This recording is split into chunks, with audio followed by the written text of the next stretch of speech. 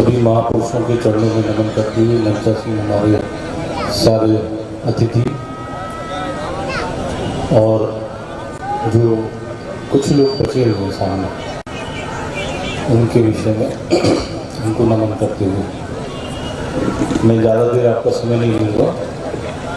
मुझे नहीं लगता कि जितनी बातें इतनी देर से की जा रही हैं, बहुत सारी बातें आप लोग ग्रहण कर पाएंगे। इसलिए ओबीसी महासभा के जो उद्देश्य हैं, सबसे प्रथम जानकारी मैं आपको दे दूं। 30 तारीख से भोपाल में हमारा 5 दिन का आंदोलन है, धरना प्रदर्शन है, जो हमारे संवैधानिक अधिकार है पिछड़ा वर्ग के, उन विषयों को लेकर है।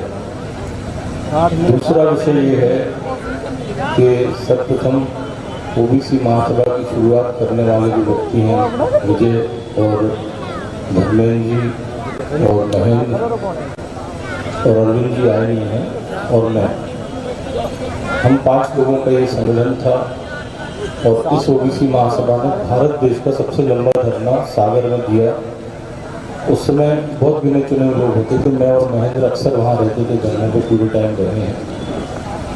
और हम लोग चर्चा करते थे कि भैया लोग कैसे जुड़ेंगे।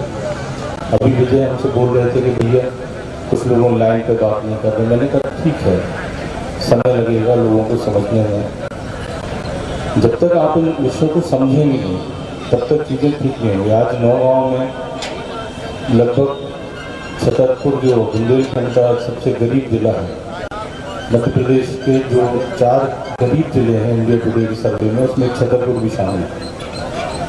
और उस छतरपुर के नौगांव में हम कार्यक्रम कर रहे हैं। ओबीसी महासभा का बैनर लगा है, और यहाँ पर जिस टीम ने इतनी मेहनत करी है, प्रजापति जी की टीम ने और हमारी ओबीसी महासभा की टीम ने, इन सबको मैं साधुवाद देता हूँ ओबीसी महासभा की ओर से। हमारे बीच में जो मातृशक्ति है उनके लिए भी। ओबीसी महासभा का जो संकल्प है, उसको आप समझिए हमारी लड़ाई क्या है। हम जो लड़ रहे हैं, पिछड़ा वर्ग के संवैधानिक अधिकारों के लिए लड़ रहे हैं। अभी तक 75 साल की आज़ादी में भी पिछड़ा वर्ग को उसके संवैधानिक अधिकार नहीं मिले। हम लोग ज़्यादातर समय, प्रजापति जी मैं बस 2 मिनट लूँगा, अगर ज़्यादा समय नहीं लूँगा। जो हमारी मूल संवैधानिक अधिकारों की लड़ाई है, विगत 75 सालों से पिछड़ा वर्ग को उसके संवैधानिक अधिकार नहीं दिया है, जो हमको संविधान की धारा 340 में प्रदत्त है। ना पिछड़ा वर्ग के लिए कोई बजट का प्रावधान है। इस कारण से पिछड़ा वर्ग की उन्नति नहीं हो रही। पिछड़ा वर्ग संबंधित जातियों की जो नेता हैं, उनकी उन्नति बस होती है। मेरे बड़े भाई खुद यहाँ से विधायक हैं, मलेरा से। प्रद्युम्न सिंह मेरे सभी बड़े पिताजी के बेटे हैं, और मेरे एक और भाई हैं, वो भी कैबिनेट मंत्री का दर्जा लिए हुए, राहुल सिंह। ये सारे लोग जो है इस प्रकार के, ये स्वयं का लाभ तो कर रहे हैं, परंतु हमारे वर्गों को कुछ नहीं मिल रहा है। जो हमारी जातियाँ हैं, बहुत सारी 92 जातियाँ हैं मध्य प्रदेश में, जो पिछड़ा वर्ग के अंतर्गत आती हैं। इन जातियों के संवैधानिक अधिकार नहीं मिल रहे हैं। अभी जैसे 14% आरक्षण दिया, अभी कोई बोल रहा था पिछड़ा वर्ग सवर्ण समाज 10% है, कोई बोल रहा था 85% है ओबीसी, एसटी, एससी। ये सब फर्जी बातें हैं। गिनती नहीं है, आपको कैसे पता 85 है? सवर्णों की गिनती नहीं है, आपको कैसे पता 10 है? 1% है, हम बोल रहे 1% है सवर्ण। उनकी गिनती करो ना आप। जब गिनती आप करेंगे तब जाके न्याय होगा। वो गिनती नहीं करेंगे तो उनको 1% ही मानेंगे। उनको मंच से जबरदस्ती 10% तो 15% बोल के उनके भाव मत बढ़ाओ। 1% के लोग 99% पे शासन कर रहे हैं। इस बात को समझें। और इस सब के लिए जब हमारा ओबीसी महासभा 137 दिन धरने देने के बाद फिर ग्वालियर में बैठक हुई, जिसमें हम लोगों ने तय किया कि हम मासिक ज्ञापन देंगे, और प्रत्येक माह में राष्ट्रीय स्तर, प्रदेश स्तर, जिला स्तर, तहसील स्तर पर ज्ञापन देना चालू किया। तब जाके ओबीसी महासभा लोगों की नज़र में आई, और भाजपा और कांग्रेस या अन्य दल इस विषय को संज्ञान में लेने लगे, और जो पत्रकार समूह थे वो भी इस विषय को संज्ञान में लेने लगे।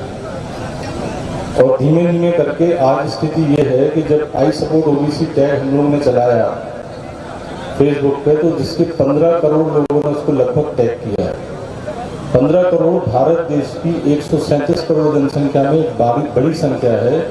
जो ओबीसी विचारधारा को फॉलो करती है, और इसकी जनक ओबीसी महासभा है। जो हम जाति जनगणना की मांग उठा रहे हैं, इसकी जनक ओबीसी महासभा है।